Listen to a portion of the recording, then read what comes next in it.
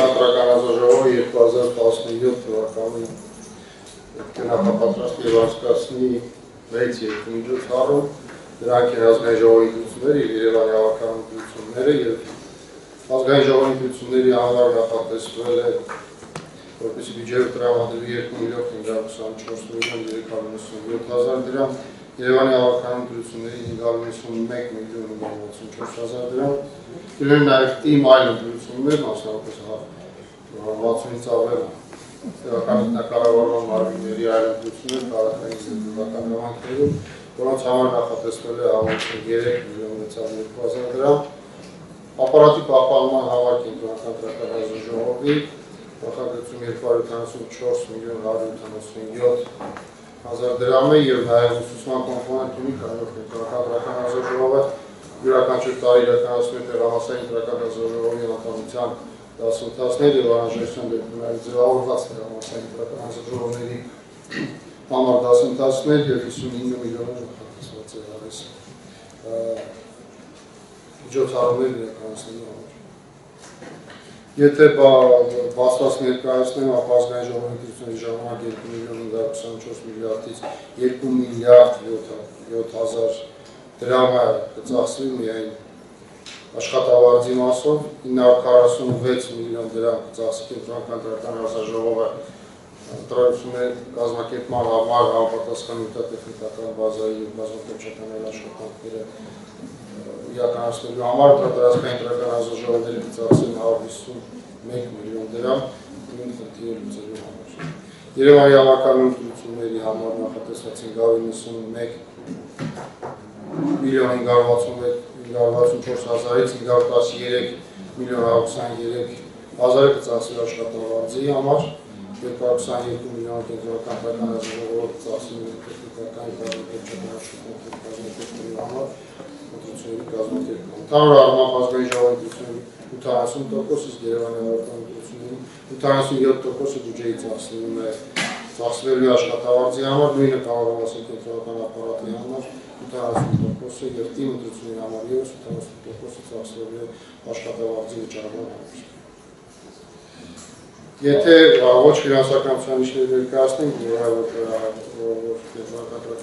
նախատեսում է, ապա պետք է ասել, որ 100-ից ավել ենթադրական ակտեր եւ իրավական ակտեր նախատեսում ընդունել 2010 թվականի ընտրական օրենսդրության փոփոխության հետ կապված է մոտ նախագծեր կենտրոնական հանձնաժողովի կողմից կընդունվեն պարբերաբար կենտրոնական հանձնաժողովի կայքերը կթարմացվի, նախատեսվում է 2000 թարմացում ամբողջ տարվա ընթացքում, որից 10-ը կլինեն սկզբունքային, այսինքն կայքի ոչ ձևական, կազմակերպչական, այսինքն կառուցվածքային փոփոխություն, որը հեշտացնի կենտրոնական հանձնաժողովի կայքից օգտվելու համար ընտրողներին եւ քաղաքացիներին, ընդհանուր առմամբ վիճակագրության տվյալներով նախատեսվում է, որ 250,000 մոտ այցելի կլինի 2017 թվականին եւ օգտվի կենտրոնական հանձնաժողովի կայքից, նախատեսվում է մոտ 70 դիմորդների քննարկում, խոսք չի վերաբերվում ազգային ժողովի Երևանի ավականության ընտրությունների ժամանակ ստացվելու դիմորդներին, այլ ընդհանրապես տարվա ընթացքում վիճակագրությունը ընտրությունների վերաբերող դիմորդների համար դժվար է պատկերացնել։ Նախատեսվում է ազգային ժողովի ընտրությունների ժամանակ 2000-ից ավել տեղամասեր ունենալ, իսկ Երևանի ավականության ընտրությունների ժամանակ 470-ից ավել տեղամասեր ունենալ, իսկ թիմ մնացած ընտրությունների ժամանակ 806 տեղամասեր ունենալ, սա նախքին այդ համայնքներում համապատասխան եղած տեղամասերի քանակի եւ ընտրողների թվի ավելացման հետ կապված է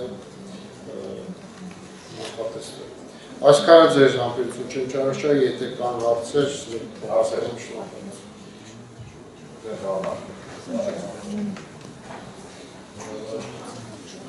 Պարոն Սմբրատյան, հարցս վերաբերում է անվավերները, որ հիմնականում եղան, ժողովուրդ ծանոթ չէր, այսինքն չգիտեր քվեարկության, որ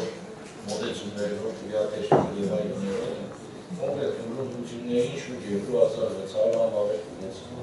քվեարկեցի, որը ստեղծյալ կարելի ասել, որ 6% խոսանոցի շեմը հաղթարարում։ Սա և ընդգրությունների ելքի վրա, և կանոնարարմամբ սա նշանակություն ուներ, իրական ազդեցություն ունեցավ։ Հիմա որպեսզի դա չլինի, պետք է ծանոթ այսինքն քաղաքացիներին չգիտեն տեսահոլովակների միջոցով, թե ինչպես պետք է քվեարկի, որտեղ որպես կանոն գալիս համարի վրա է քվեարկում։ Եվ դա անբավեր է։ Ես փորձել եմ ուսումնասիրել, եւ այս տեսանկյունից բավարար միջոցներ կա, որ ավելացնեն հատկացումները կենտրոնական իրականացնելու, որ պատվիրեք բոլոր հեռուստաընկերություններին, առաջիկայում ազգային ժողովի ընտրություններն են լինելու։ Տեսեք, աննախադեպ է քաղաքացին այդ, այսպես ասած, վարկանիշային քվեարկություն, ռեյտինգային, նույն քվեատեխնիկի վրա համամասնական, այսինքն կուսակցության, սա նոր մոտեցում է, պետք է ինձ թվում է, որ ընտրել մի այնպիսի, ասում է, ծանոթացման միջոց, ոչ թե ծանոթացման, ծանոթ լինի, քաղաքացին զգա, այլապես նույնը կստացվի նաև համապետական ընտրությունների ժամանակ։ Այս տեսանկյունից նախատեսում է լրացուցիչ գումարներ, որ կարողանան ապահովել հնարավորինս հեռուստատեսություններով եւ այլն տարբեր ծրագրերով, տարբեր ապահովություններով քաղաքացի դիմացան։ Շնորհակալություն հարցի համար, ուզում ասել, որ կենտրոնական դրական հանձնաժողով եւ անձամբ ևս կարևորում ենք իրազեկման խնդիրը, համարավանդ հաշվի առնելով ընտրական օրենսգրքի նոր փոփոխությունները։ Գյումրու համար ես կարող եմ ասել, որ ընդհանրապես վերջին ընտրությունների համար ավականուն ընտրություններում Գյումրու եւ Վանաձորի համավարակյատերտիկների քարակ իդենտիկ է, մնացած բոլոր այդպիսի ընտրությունների հետ կապված համեմատության մեջ 5%-ը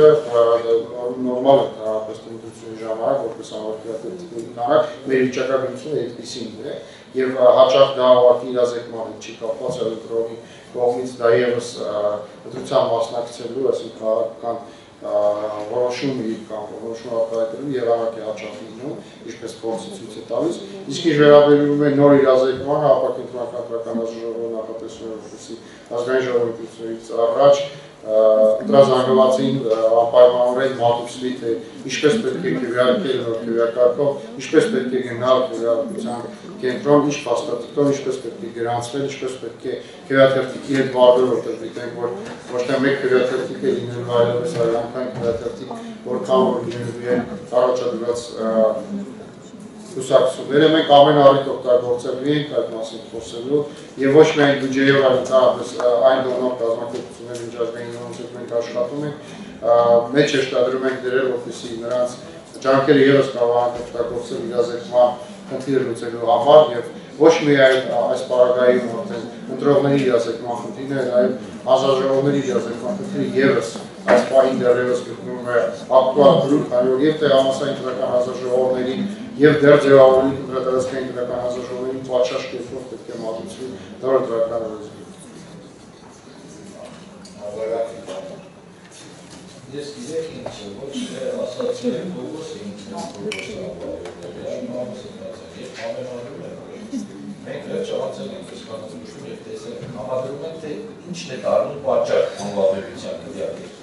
Այս ընդրությունները ցույց տվեցին, որ իրավաբանները փաստեցին, որ այդ քվեարկին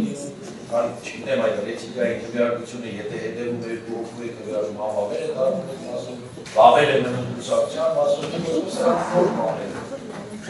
որին քվեարկողը ծանոթ չի եղել, որովհետեւ այդ բանը է դնում մեղը հավաքի ղեկավարի ընտրության եւ հավաքական ընտրության բոլորովին այն մոդելը ցուցաբերում ծանոթ է դրան, արդեն տասնյակ տարիներ շարունակ մասնակցել են ընտրության եւ սրա մասին է խոսում, որ երբ վերլուծում ես հիմնական մասը, կարելի ասել 80%-ը եղել է դա, որ համարների վրա է քվեարկել, ոչ թե ազատ մարտական օրինակ է։ Միաժամանակ համաձայն եմ, որ ընտրողը պետք է իրազեկվի նոր քվեարկության կարգի մասին, դա եւ